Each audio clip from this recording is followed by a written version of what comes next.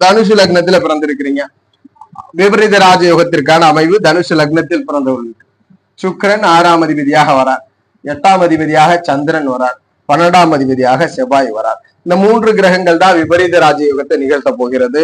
செவ்வாய் சந்திரன், செவ்வாய் சுக்கிரன், சந்திரன் சுக்கிரன், இந்த காம்பினேஷன் தான் விபரீத ராஜயோகத்தை கொடுக்கக்கூடிய 2 காம்பினேஷன். அடுத்ததாக செவ்வாய் சுக்கிரன் சந்திரன், இந்த பேட்டர்ன் தான் உங்களுக்கு விபரீத ராஜயோகத்தை தனுசு லக்னத்தில் பிறந்தவருக்கு கொடுக்க போகிறது. இந்த பேட்டர்ன்ல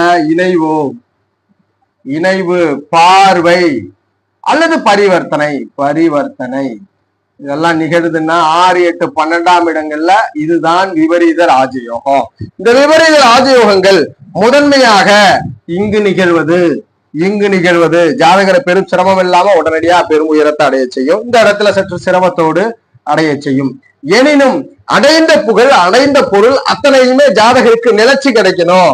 அப்ப ஜாதகத்துல செவ்வாய் அல்லது சூரியன் வலுப்பெற்று இந்த இணைவு பெற்றோ அல்லது பார்வை பெற்ற கிரகங்களோட தொடர்பில் இருந்தால் அப்பொழுது நிலைத்து இருக்கும். 5, 9ஆம் அதிபதிகள் ரொம்ப ரொம்ப முக்கியம். நிலைத்த பொருளை கொடுப்பதற்கு, நிலைத்த புகழை கொடுப்பதற்கு, நிலைத்த வளங்களை கொடுப்பதற்கு 5, 9ஆம் அதிபதிகள் ரொம்ப ரொம்ப முக்கியம். அந்த வகையில 5, 9ஆம் அதிபதியுடைய தொடர்புல இருக்கணும். செவ்வாய் சூரிய தொடர்புல தனுசு லக்னத்திற்கு பார்த்தாச்சு.